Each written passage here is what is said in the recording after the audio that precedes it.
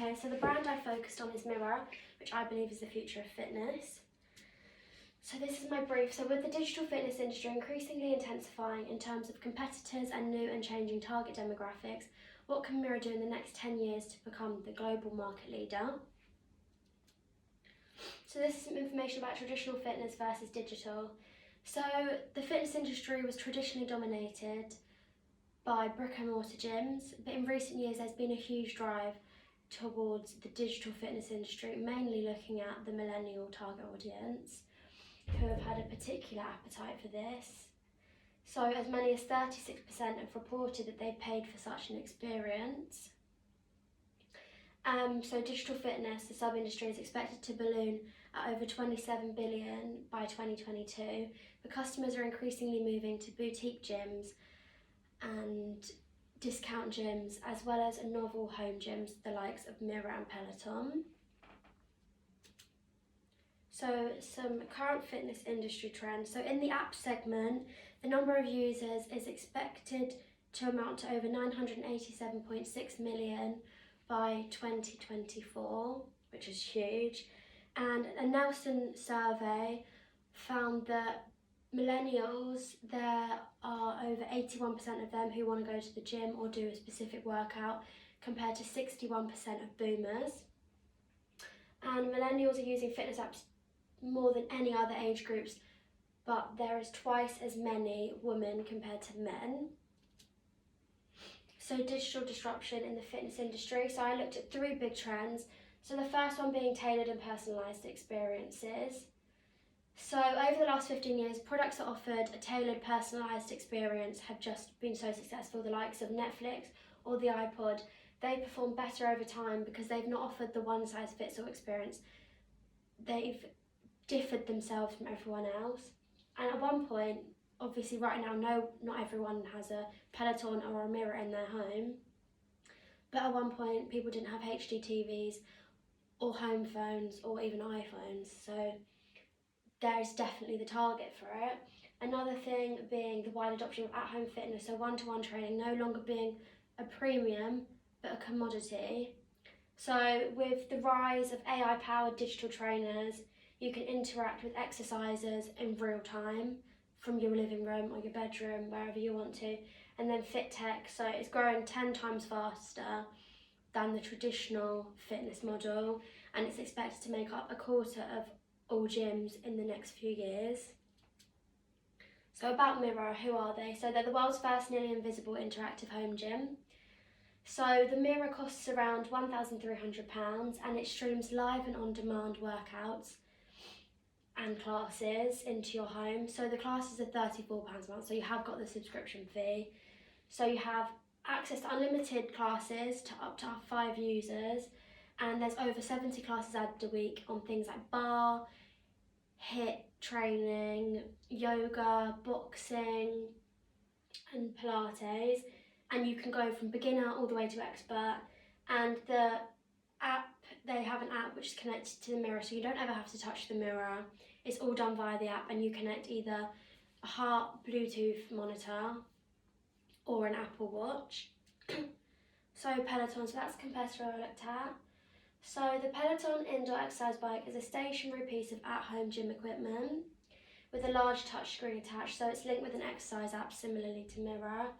So they produce workout videos that consumers can live stream through the Peloton product, so the bike, treadmill, and then this year they're bringing out a rowing machine. So they currently retail at £1,895 plus a £39 a month streaming fee. But on top of that, they've also got a £17 a month extra add-on if you want an extra 10,000 live streaming videos. So the reason they blew up was due to the convenience of being able to take a first class studio cycling class on a high-tech bike at home whenever you want, combined with motivational instructors and also a competitive community. So you've got the element of interaction, so that led to a huge loyal following. So why did I choose Mirror over Peloton? So Mirror's hardware can be placed anywhere in your home. So as you can see here, so that's the Mirror. It can either be mounted on a wall or it has a stand which you can put it on, so it takes up minimal space and it's undetectable to a visitor in your home, unlike traditional gyms like Peloton.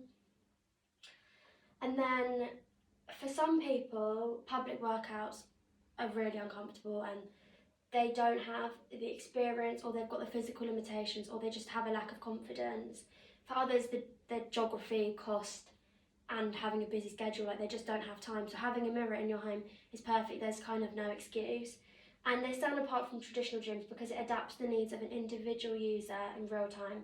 So you get a workout which is personalised to you in a way that you can't get in a group gym class with multiple students which have multiple needs. So this is Gartner's hype cycle. So you start at the bottom at the innovation trigger, and you've got the first generation players around here, which for the fitness industry was the one-size-fits-all live streaming, the likes of Forte, so consumers could access boutique fitness classes for around £99 a year. And then you've got the early adopters, which comes around here. So this was where the virtual personal trainers infiltrated the market, but very quickly it became oversaturated with high competition levels where they were all offering the same service. So Kayla It Signs, Fit and Sweat. So this is where the hype continues to build up, and there was mass media circulation over social media platforms like YouTube, Instagram, Facebook, and as you reach the peak of inflated expectations, so the digital fitness industry was starting to move from being a fad to a micro trend. And as you come down, you get the trough of disillusionment. So people moved away from using virtual personal trainers because they didn't feel they had the element of socialisation they got from going to the gym. So at this point, gyms, the number of people going there started rising again. And then you've got the slope of enlightenment. So you've got the third generation major innovators joining now. So those being studio quality smart home equipment introduced. So things like Peloton and Tonal and Flywheel. And this was where the micro trend became a macro trend. And then you've got the plateau of productivity, which is around here, which is where we're at now, which is the introduction of Mirror, which was the highest personalisation which there has been yet. So this is some competitor analysis. So as you can see, Peloton is at the highest price, but also the highest performing. But this was because they've been around for quite a few years. I feel like Mirror, as they're a very new company, only starting up in 2018, they can definitely overtake Peloton in the success rate of them. Because at current, they're only in the US. Once they globally expand, I think they can really put themselves on the market. And then you've got things like Forte, which are down here in the low performing, low price. But high performing with low price, you've got SoulCycle and Fit, which have really blown up those boutique experiences with personal trainers. You get the interaction, and they've just gone global. So this is some SWOT analysis. So strengths I've found is Mirror knows about your injuries and it will give you alternate exercises so that you don't hurt yourself further, and it also tracks your biometric data. Also, there's an interactive community you can work with. So weaknesses is the price. It's very expensive and only a wealthy consumer can afford it. And there's also no Android support. Opportunities, I found the luxury market opportunity. There's a huge expansion they can do there. And then also the use of artificial intelligence, which should be used to analyse individuals' mental health. And then we've got threats, so competition, the likes of Peloton and Tonal, who already have a large market share with a loyal customer base. And then also YouTube fitness channels, they are quite successful.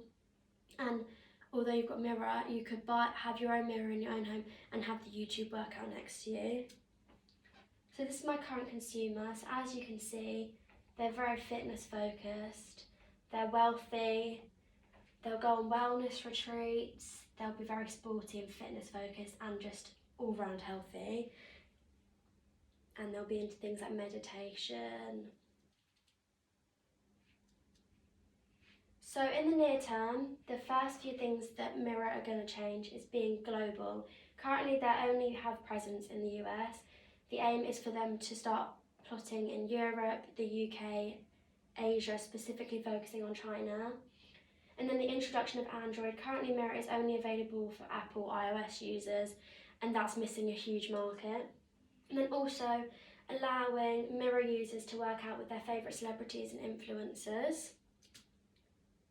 So in the near term, things that will affect them are politically. So currently the world is suffering from the coronavirus, which has meant many countries have gone on lockdown.